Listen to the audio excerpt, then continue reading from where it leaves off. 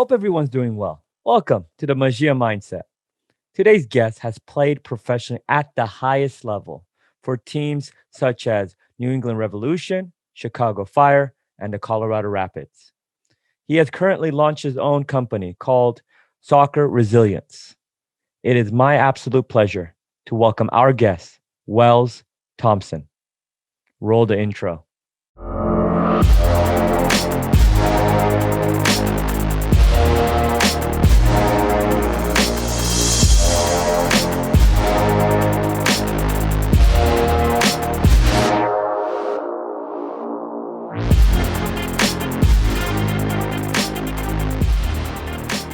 Wells, thank you so much for putting in the time. I know your schedule is very busy during especially 2020 with the crazy year we've been having.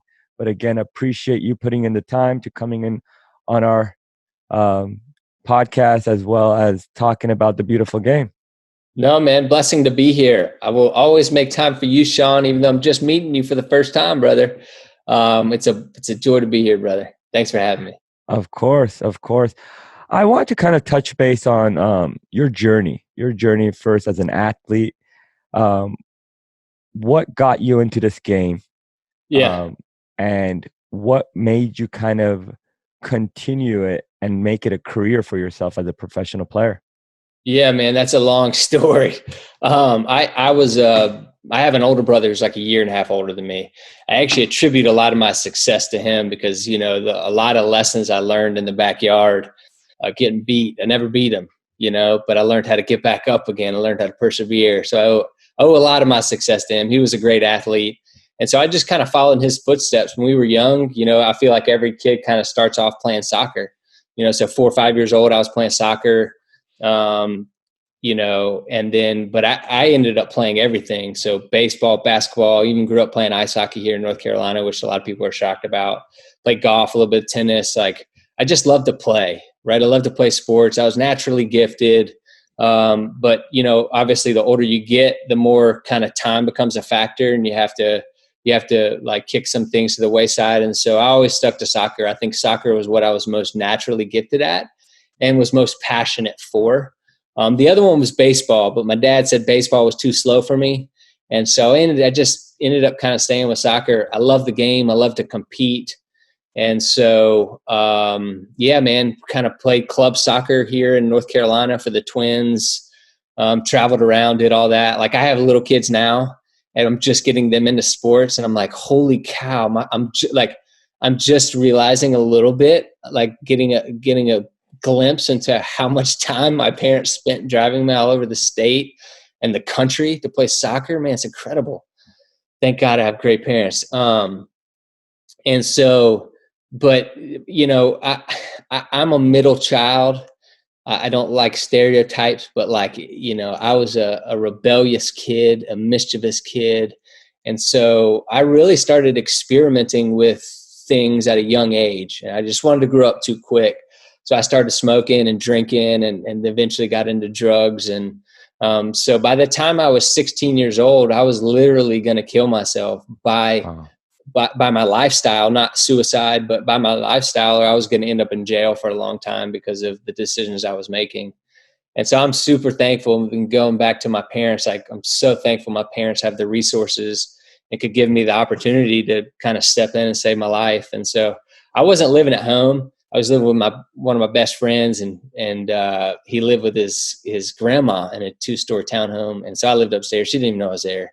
My parents tricked me to come home one night, and I just turned 16, and they said, if you come home, we'll take you to get your license the next day. And so I was like, awesome. I'm going to go get my license. Why?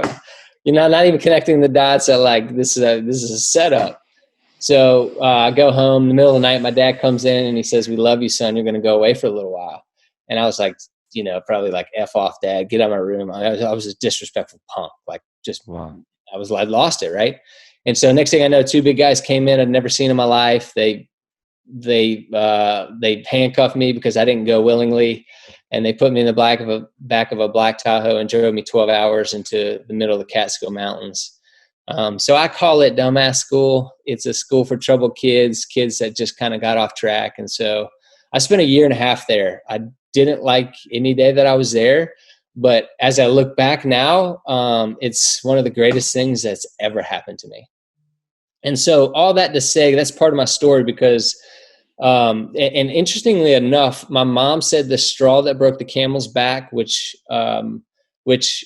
pushed her to hire these guys to pick me up, was when I told her I didn't want to play soccer anymore. So like all these bad things were vying for my attention and for my soul and for my spirit. And like, and the thing that I love the most, like a good thing, soccer, was just getting pushed out. And so, you know, needless to say, people weren't recruiting up at this school that I was at. And my parents knew that I wanted to play college soccer. So they took me out when I was 18. I spent a year and a half up there.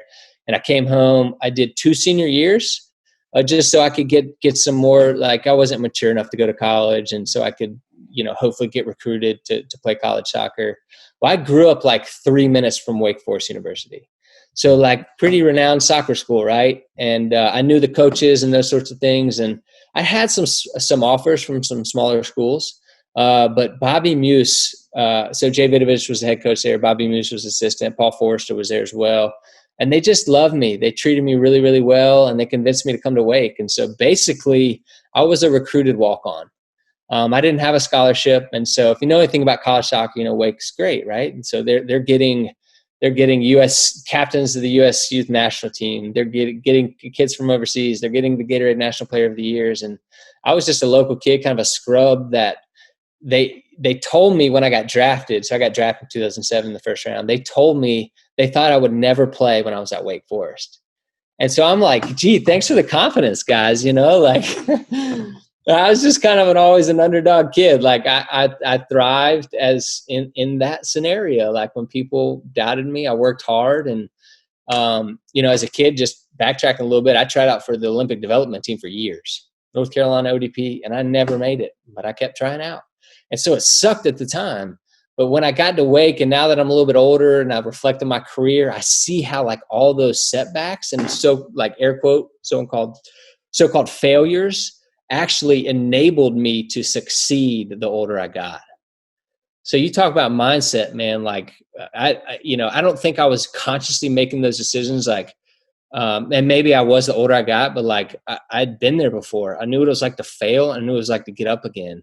And so going back to my brother in the backyard, like literally every day of my life, we come home from school, we go play basketball or ping pong or pool. So if we're playing basketball outside, he'd beat me. I'd chuck the basketball at him because I hate to freaking lose. And then he beat me up. And then we do the same thing over and over again, right? And so I see that as like just training for me to have kind of that.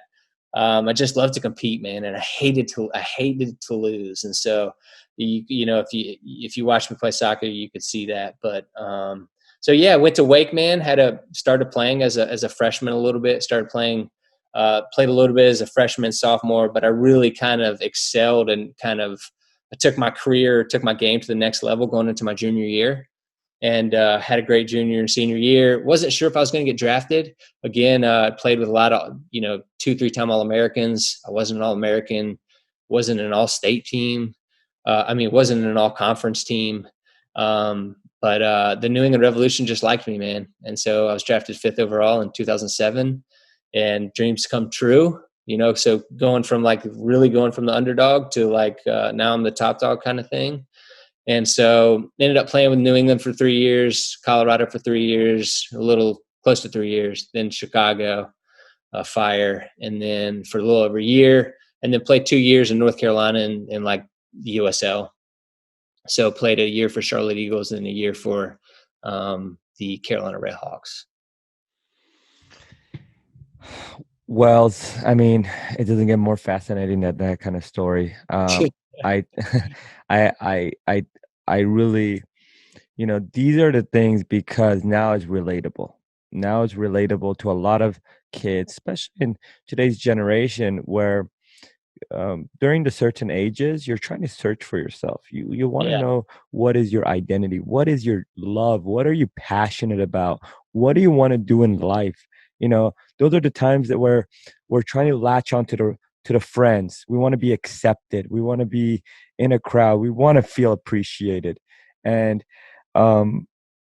I believe you touched on very, very, very, very key points on, the route you took off the field, as well as the route you took on the field. Both very difficult moments, both moments where it gave you a lot of setbacks, a lot of failures, and it kind of made you who you are today, a stronger person, a stronger player. I want to now dive into that mindset, and I want to really go into it deeper because my personal opinion, I know like talent, you need talent, but I think the real reason you make it a career is the mental side. It's the mindset. It's how driven you are. It's how mentally tough you are. And whatever they tell you, they want to break you. They want you to quit. A lot of people at the highest level, they don't want you to succeed, unless it's in your own circle because it's competitive. They don't want you to take what they have, Yeah. because you're kind of competing. It's a very difficult kind of competition in that whole. I want to go into what are the characteristics? What are the is it made or can you develop it? Is it genetic or can you grow upon time with it? Okay. And what Yeah. are the areas that we got to mentally grasp to continue and make it not just a 1 year thing, but a career at the highest level? Yeah, I mean, just a couple of things that you hit on. I'm very open with my story, my life, and we live in a social media day and age where everyone's kind of touting what they have and what they've done. They say like narcissism has increased like 75%, whatever it is. I've found, I'm a screwed up individual, Shawn, and I've got a lot of issues, man. My wife will tell you, I've got a lot of issues, right? I try to live right and I try to make the right decisions, but man, I'm still screwed up. But people don't identify to winning an MLS Cup. Like I won an MLS Cup, I won a US Open Cup, right? Scored the game-winning goal in US Open Cup. I was drafted 5th overall. Like people don't identify to that really, right? Like so if I get on here and just say like all the good things, it makes it unrealistic for our audience or whoever's listening to be like, well, that guy's got it all together, man. Like, no, I don't. And so, I found that the more that I talk about how screwed up I am or my weaknesses or, my failures, and Shawn, like, so faith, I love Jesus, man. Faith is a huge part of my life. I literally, man, I've done everything in my life to screw it up. Like I look back on my life and I'm like, how did you get there, man? And so, yes, man, I did have to make decisions to work hard and to sacrifice. But every time I tell my story, Shawn, I'm like, dude, you are such an idiot. Who lives their life to like, I literally live my life to be the kid, to be known as the kid who got screwed up the most, or like who drank the most, or who did the most drugs, And I'm like, man, what an idiot. Like, and so, but I know that that's real. And you talk about like the pressures of fitting in, trying to figure out who we are. And man, I think that's an ongoing journey, right? And it's definitely harder at that age. Like, I don't think God gives us too much help because our brains aren't necessarily developed then. And then you go to like, you talked about identity, which is something I'm super passionate about because, my identity, my whole life was Wells Thompson, the soccer player. So when that is not there anymore, when soccer is not there anymore, well, who am I? I have no freaking clue, man. Like, nobody's introducing me as Wells Thompson, the soccer player anymore. Like people aren't reaching out to me. So who am I? So I think and this goes into the mindset of things. Like it's really, really important. The story that we tell ourselves. I think that society perpetuates this problem with athletes, and it can get easy to fall victim to, hey, I'm just a soccer player. That's all I ever am. I'm not good at school. I'm just a soccer player. People only care about me if I play good in soccer, and that's not true. And so I don't think other people mean to perpetuate that problem. I just think it kind of happens. But yeah, man, the going back to your question was, what's the mindset, right? I just got off of do you know who Steve Ralston is? Yeah. I just got off a podcast or an interview with Steve Ralston for my podcast, the Shift podcast. Steve didn't start his senior year in high school. So this is, to me, in my opinion, this is one of the greatest players to ever play for America. and he didn't start for his high school team as a senior. Then he went to a junior college, and then he went to, I think, FIU or something like that. And then he just crushed it as a pro. And so you talk about, can you develop it? Can you learn it? Or is it just natural? I think that we're all wired a certain way. Like LeBron James is geared to play basketball, right? So it's going to be a little bit easier for him to learn, right? Because he's got those skills. But grit. I think it's Angela Duckworth talks about like, natural ability counts for like 30%, and then the rest is 70% is learned and developed. And so, just to give you an tangible example, I'm seeing this with my sons right now playing sports. Like my son, couldn't catch a baseball 2 weeks ago. And now he's catching every single baseball that's thrown to him. As a matter of fact, it wasn't that he just couldn't catch it. He was scared to death of it. Anytime he threw a baseball near him, he would like throw his glove up and step back and that sort of thing. I think that, I know I'm bouncing all over the place here, Shawn. My point here is it can be learned. It's about having a growth mindset. And that's a mindset that says, I can learn basically anything I want. Right? It's just a matter of how bad do I want to learn it, right? I want to learn, if I want to learn French, I can learn French, man. Like that, I can do that. But do I want to commit my time to doing it? And so it's really easy to see people and to think that there's, people always ask me, how do I become a pro athlete? Like there's a million ways to become a pro athlete. But we as human beings want that tried and true way. Like, oh, you got to play for this club. You got to make this team. You got to play for this college. And I'm like, no, you don't. I just talked to Steve Roston. He didn't start for his high school senior team. He went to a community college before he went to college, right? And so it's there is no one tried or true way, man. It's, again, back to your question, you can learn it, man. There is some element of natural gifting and talent, but at the end of the day, practice makes progress. So the more you practice, the better you're going to get. If I can talk about the mental side of the moments you went through on the outside, off the field, as well as on the field, what was it that made you continue soccer? What made you not go through that path? And you're like, you know what? If you had to reflect back now, you're like, these characteristics made me the professional player I am. I just didn't like quitting anything I started, or I had this vision of proving people that that's not who I'm going to be reflected as off the field. This is what made me, because in the end, we can say we destroyed everything at that time, whatever we did, but in the end, you made it as a professional at the highest level in America. Okay. Yeah. And that's not an easy thing. So during the time, let's say that it was the most difficult moment, if we can talk about that, what was it that got you out of it individually? Yeah. It was all me. I'm kidding. It was a huge joke, by the way. It's very tempting to come off as though like I made it as a pro athlete.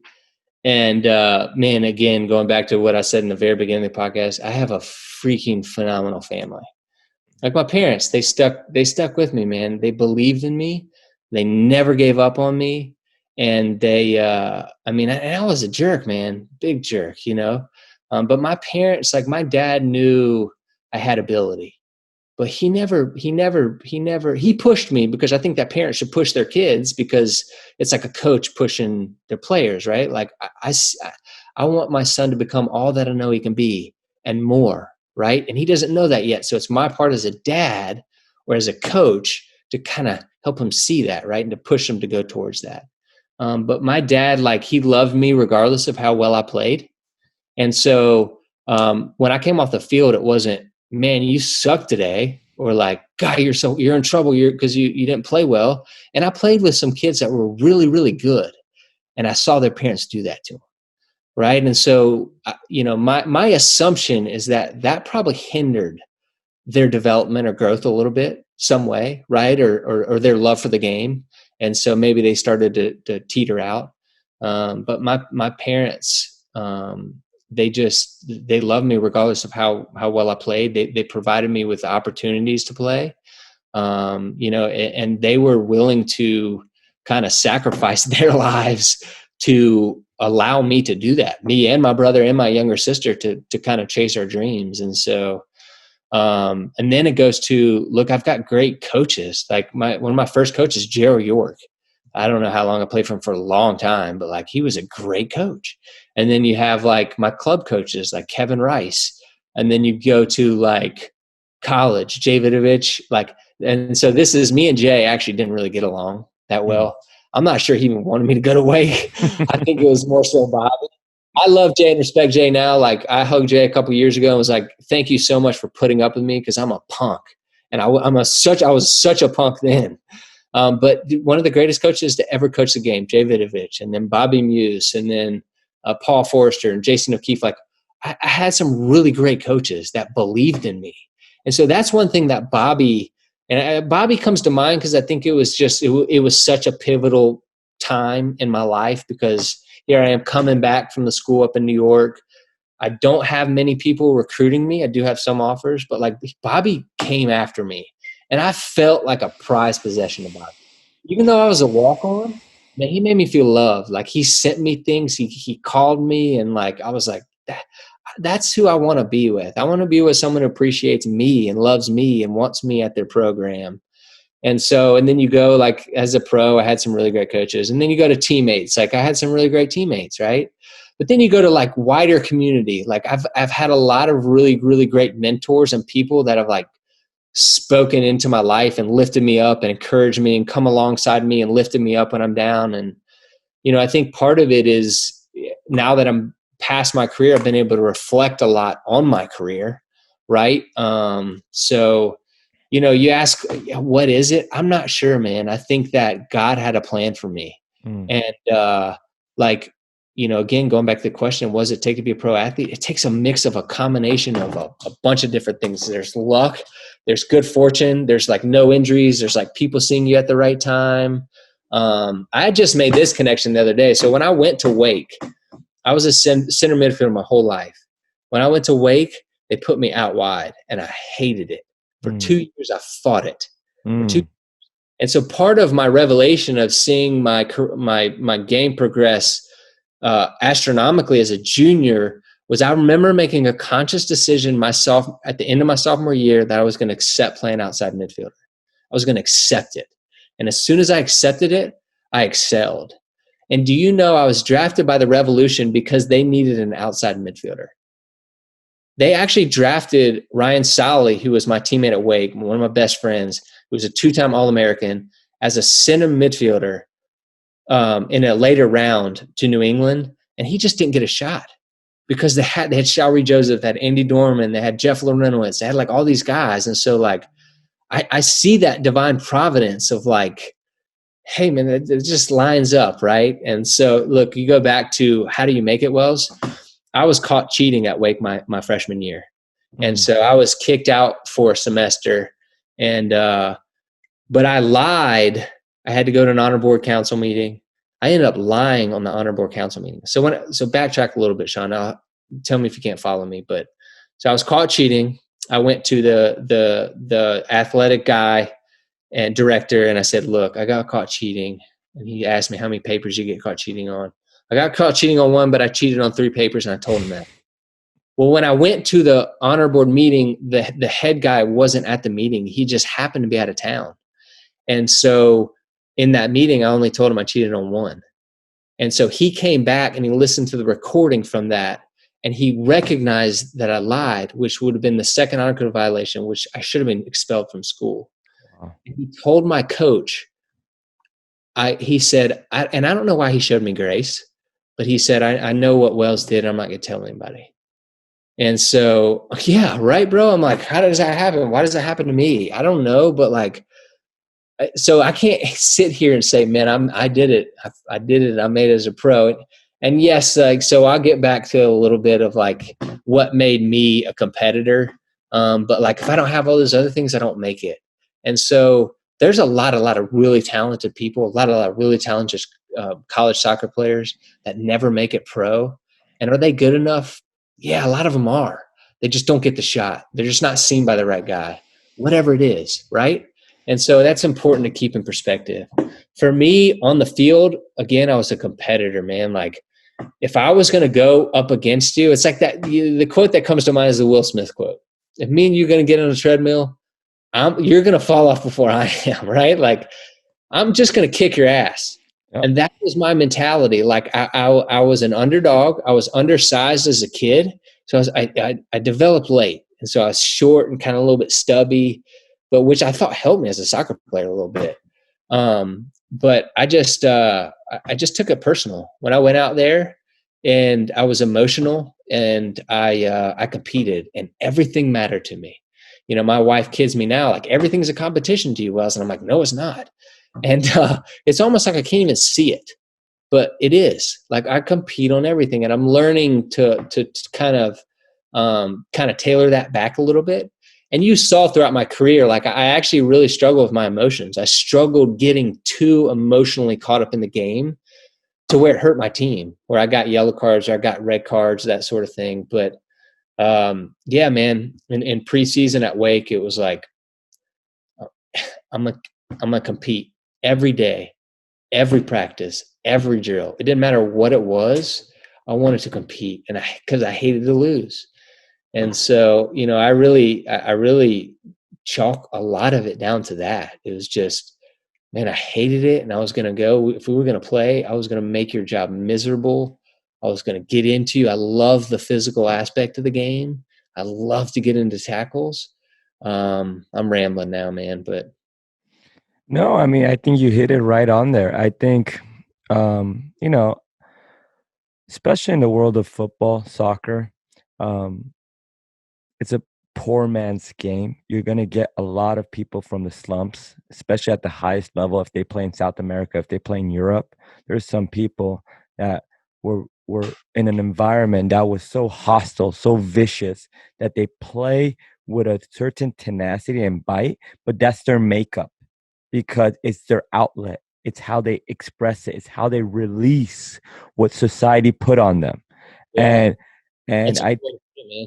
and I think, you know, that's when you look at. Although that's not me, because I didn't grow up in the slums, but I understand the release of that. No, and I think you touched on it though. Your off the field stuff, it's a way when you got, and I think soccer, football was a tool for you. It was an outlet. It was a paintbrush to express your art on there. And when you get out there and you're hitting someone shoulder to shoulder, you're fighting with them, there's a passion about it, but it feels good. And I think unless you had difficult moments in life, you don't know the way certain players play.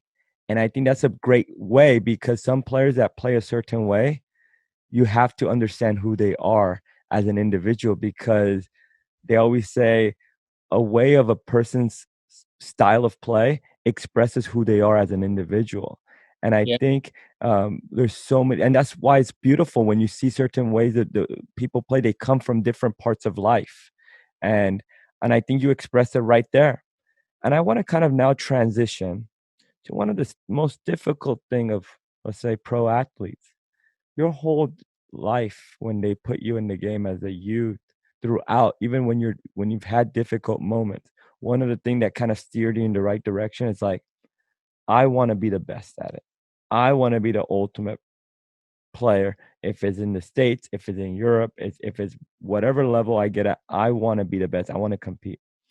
When you get to a certain point, you hit that age, you hit that part of life that you're like, I think it's time to hang it up.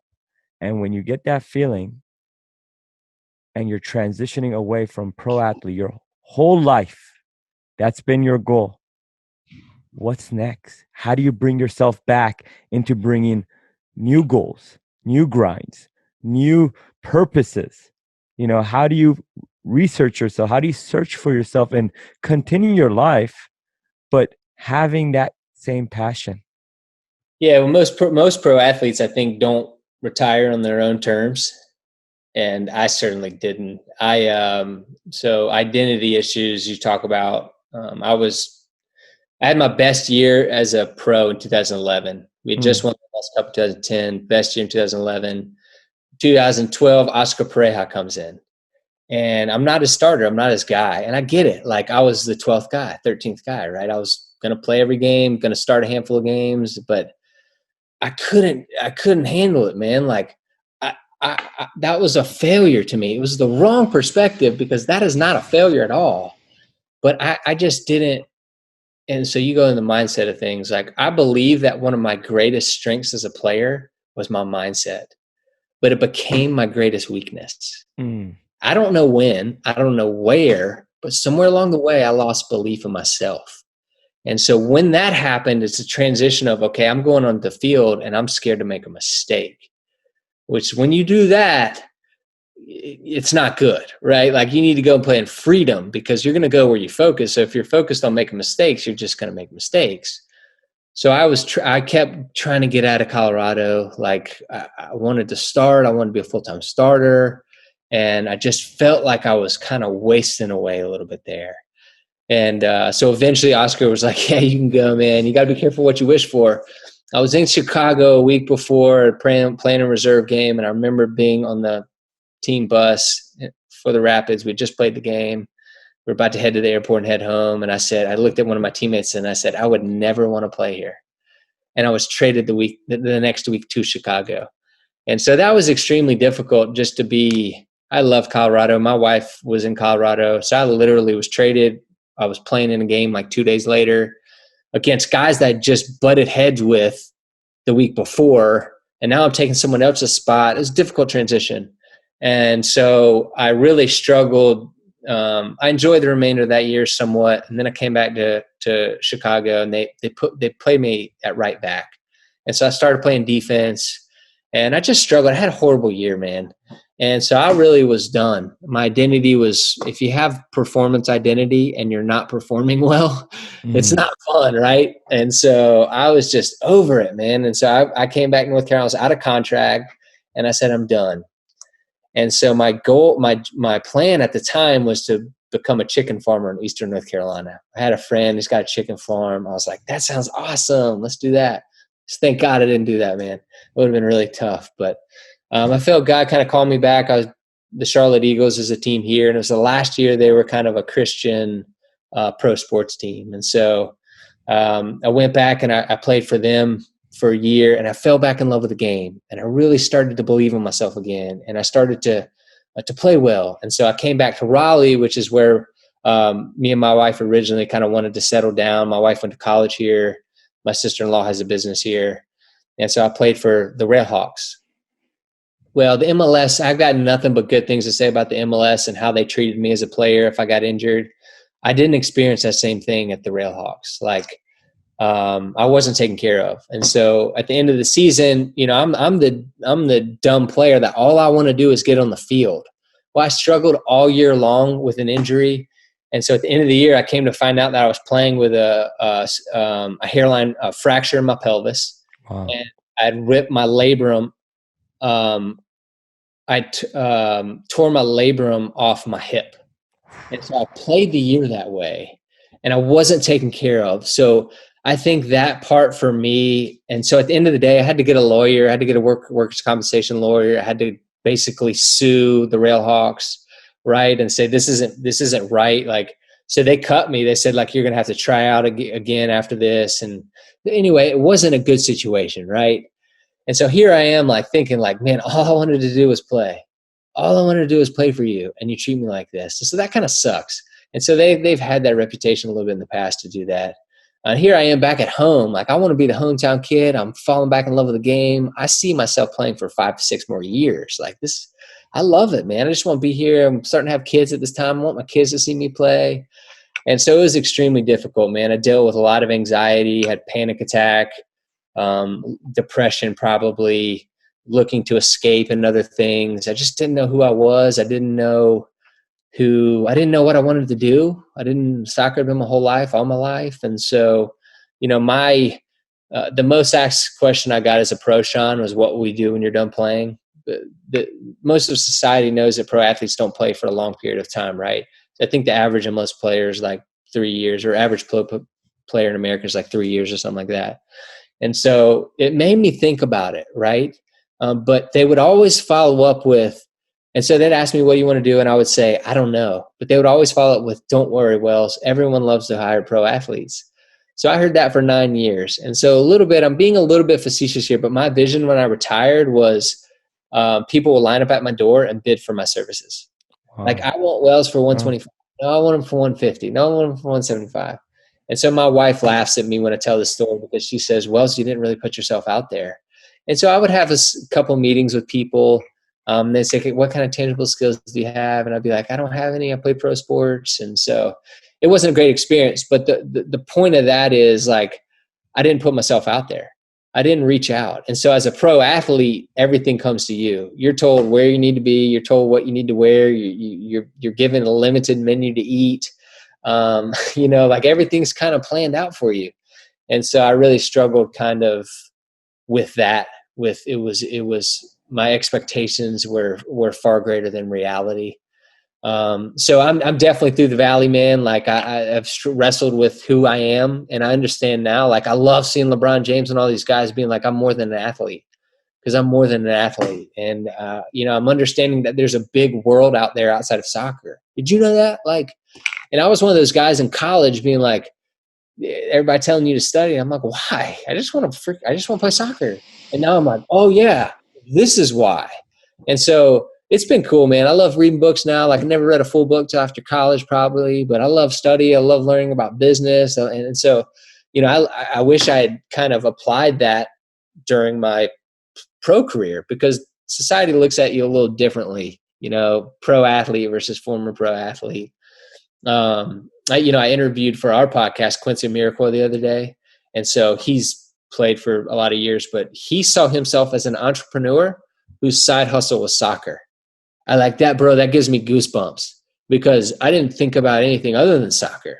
Yeah, I did think about it, but like, I didn't do anything actively to really kind of set myself up. So it's a journey, man. Life's a journey. And you just, I think part of what I've discovered that makes elite athletes, or makes great athletes, or makes guys that or helps guys get to that pro level, is having a growth mindset and making the most of whatever comes their way. Right. So it's not dwelling in the past. It's believing that you can do what others are telling you can't. And it's believing no matter how many times you fall, that you can get up again and still succeed. And so, I'm somewhat that way. And yes, I've gone through a lot of things, but like, I didn't grow winning MLS Cup, man. I really didn't. Like, I grew when I was cut. I grew like when I had panic attacks. I grew when, I fell out of favor and I was benched, so there's opportunity in every obstacle. No, and it's beautiful. It's beautiful because the fascinating part is our identity. I think as athletes, the more accomplished you become, the more cursed it is. The more polarizing you are, it's difficult, because unless you are very understanding of yourself, where you know that you want to walk away and not be relevant. I think a lot of the athletes that walk away and they don't hear themselves in the game still, there's a part about it, because they've been working so hard competitively. They even look at it like, all that work I put, no one wants to talk about it no more. It's done like that, just like that. Oh, and I know it can come off as narcissistic or whatever, but because you are so driven to accomplish, and being a professional athlete, it is a lot of hard work, a lot of sacrifice, a lot of time where you're eliminating so many stuff. When it ends, let's say even at a young age, it's a career that you're not going to do forever. That's the difficult part, is some people don't want to walk away. They want to become a coach or what it is, because they're still relevant on understanding the game. knowing the game. And that's the difficult part, but some can walk away and they want to go into a different part. It's just, I think, Wells, who everyone is as an individual, what they want with it. And I think the way you said it was so beautiful. What I want to kind of get at, because your story is so great and you've gone in so many paths with it. If a 12-year-old, let's just talk, and I'm just randomly selecting the age of a 12-year-old, is watching this podcast and listening to you and gets a connection with you, they're like, wow, Wells went through that pipeline. He's been benched. He rose up. He's had anxiety. I've had that. I've felt that. I did that. Now he wants to say, you know what? I want to be able to see if I can reach Wells, because my question is, Wells, I want to be the best player to ever play this game. I want to be the best ever. I want to compete at that. And wants your advice with it of how do they map that? Meaning, do I work hard and go to a Division I college? Now that there is no ODP, is not the highest. Now DA folded, the landscape of soccer has changed. Do I say it's the MLS club that I got to try to put my foot in the door with? And I'm very special. I'm a 12-year-old that I'm killing every level.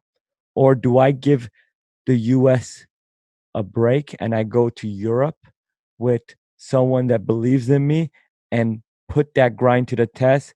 If I make it, I make it. If I fail, I don't. What is that route you advise for someone that loves the game, that has a lot of potential in the game at 12 years old and is looking for guidance from you because of your experiences you went through? Yeah, I don't think there's one tried or true way. Mm-hmm. It's, there's a lot of paths that you can take. One of the things I try to focus on when I talk to kids is focus on, so like our real competition is against ourselves. Mm. And so, are you getting better than you were yesterday? And so practice makes progress, not perfection. There's only one perfect person to ever live, but practice makes progress. So are you getting better? I think a lot of times, so I look back on my career, and if I wasn't starting or if I was playing a reserve game, I was whining and complaining that I was playing in the reserve game as opposed to looking at it as an opportunity to get better. Because I think that too, if you're really focusing on getting better yourself and you're really that good and you're really that special, people will find you. And people will notice. They'll tell other people. They'll mention you to somebody. And so, I had a guy, for example, a freshman in college. He said, "How do I go pro, man?" And I said, "Why don't you just focus on your college season this year? Like, what if are you going to be able to go pro if you don't ever play in college? Probably not, right? Like, it makes it hard. You can do it, but probably not, right?" And so, for the 12-year-old kid, I would say, just focus on getting better. Focus on getting better. Focus on enjoying the game, having fun. And because that's young, man. 12's young, and I know that like kids start that young and stuff, but support yourself surround yourself with good people that believe in you and that love you, that are making good decisions, right? Because that's an age you're going through. You're like, oh, should I do this, or should I fit in, or like, if it's cool to like skip the party and go practice. Like, that's awesome, man. Do that, right? So, again, there's not one tried or true way. Focus on getting better, on working hard, because success doesn't come in one day. It's doing the little things over and over and over again. And one of the things that really frustrates me is we want to complicate it. Like, what is the secret to success? And we're like, we know what it is. It's hard work, right? But it's not just hard work. It's hard work with strategies, it's, I guess another way to put it is hard work and smart work, right? Like, are you doing the right things? Are you eating well? Are you sleeping well? Are you, like, one of the things I'm passionate about is, are you doing anything to train your mind? like tangibly, practically train your mind, because you can do that. And so it's really funny. It's one of the 4 pillars of U.S. soccer, but clubs don't do it. Why is that, right? Like, how often do I train my body as a pro athlete, Shawn? All the time, man. You can't see here, but I'm ripped. I'm kidding. I was a joke. I am a little bit, but that's not, my wife says I'm not funny. Anyway, you can edit that out or keep it in, whatever. How often did I train my mind? Man, I didn't. I went to one sports psychologist session because when I was in Colorado, the coach there got 1 free session for everybody. I didn't go back because I had to pay for it. You know what? One thing I can most certainly tell you I'd do if I went back to be a pro, it'd be to train my mind. It'd be to have a sports psychologist, it would be to search it myself, right? To learn about breathing, to learn about meditation, to learn about like thoughts and butterflies. Is that normal? Is it natural? How do I get rid of them? How do I take advantage of them? Like all that stuff, right? And it's starting to become more of a common practice in pro sports and even in the college game, maybe. But like, I would guess that there's still pro teams in America that don't have any sort of mental training component to it, right? So, it's not just about getting on the field and training your body, but it's about training your soul, your spirit, right? Are you healthy? And then training your mind, because as you probably know, and what I've experienced is that the older you get, the more lives live between the years. I'm still the same person when I lose belief in myself, but because I don't have that belief in myself, I stink, right? So how does that belief make me such a better player? And how does being right up here make me a better player, right? And I don't know. Example I think all the time is like Tiger Woods visualizes every shot the night before he's about to play a round.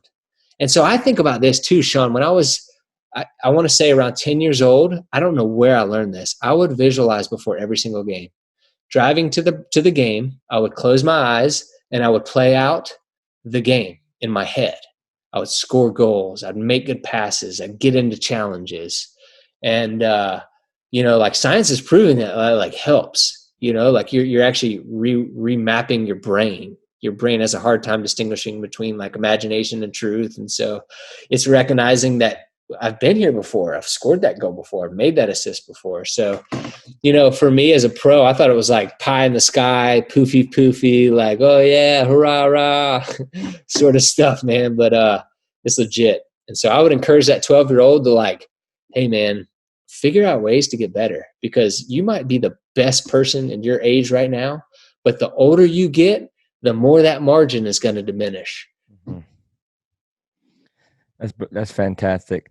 Well, I want to kind of bring it back with a fun question we like to conclude with our guests. We want to go and kind of know you more in a fun way, but all kind of your passion in the game. So it doesn't only have to be in the world of soccer, football, because I know everybody has been touched by a different influential player. So we want to talk about 2 things, 2 questions, 2-part. One, who is your favorite player of all time? You can have 1A, 1B if they've been influential for you. And it can be in any sport, because I want to know, how did that come about? And then 2 is your favorite team of all time. And again, it can be in any sports, because I want to know based on where you grew up. Be a pro team? Huh? It's got to be a pro team? It doesn't have to be a pro team. It can. It's your favorite team. So however, and the reason I say that is because how did it touch you and why is it your favorite? So it can be in any aspect, and everybody based on their environment has been touched differently. Okay. So favorite player and then pro team growing up. Yep. Pro, amateur, any team. Okay. Favorite team growing up. So one thing you know about me is I'm not much of a sports watcher. Like I love playing sports, but I don't particularly care to watch them too much. But growing up, so this is a Tar Heel country, man. We're basketball. Like I grew up a Carolina fan. So even though I went to Wake, Carolina didn't come knocking. I'm a diehard Wake fan now, but I grew up watching Carolina basketball and loving it. My dad went to Carolina. My brother's a diehard Carolina fan. And so I just, loved watching those teams, man. Dean Smith teams, they were so good.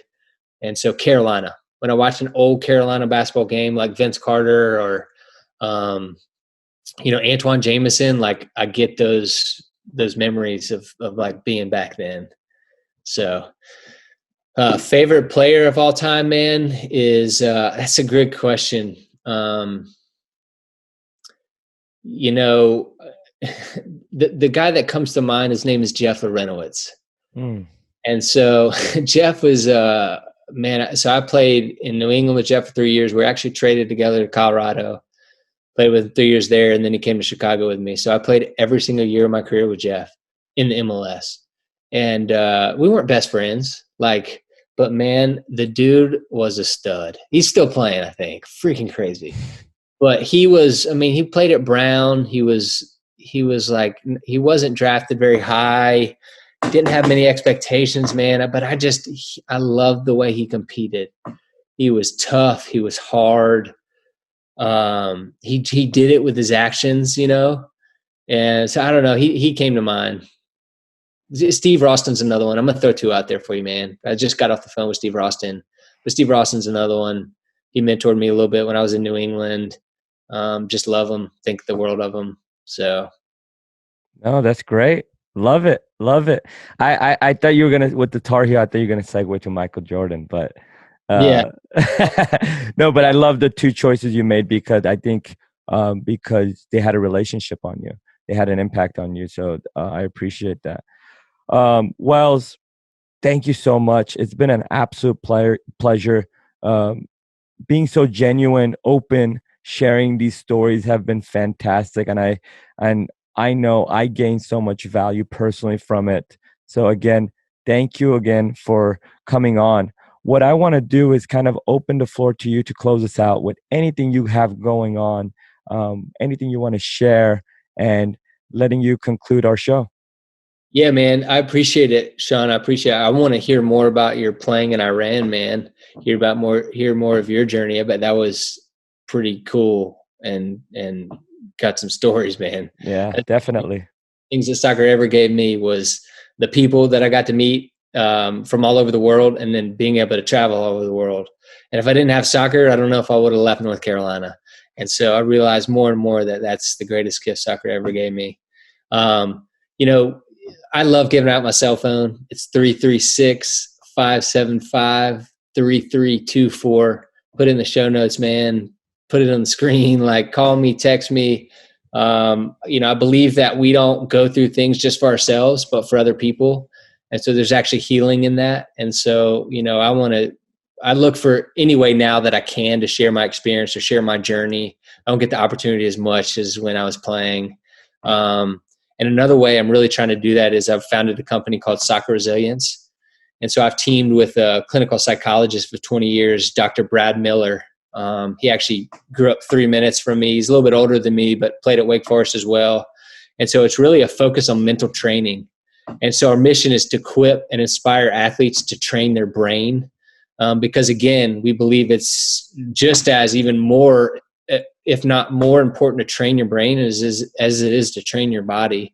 And so we're really looking to strategically partner with youth clubs to kind of come alongside them and help them with their mental training aspect of the game. So yeah, man, Soccer Resilience, you can actually find the website through my personal website, which is wellsthompsonsoccer.com. But we're building that website soon, brother. But yeah, Facebook, LinkedIn, I'm big on LinkedIn these days, so you can connect with me there. But yeah, I mean this. Call me, text me, email me anytime. Happy to help and reach out. And that's where you can find me, brother. Fantastic. Thank you again so much, Wells. Yeah, man. Appreciate it. You rock. Thanks, Shawn. My pleasure.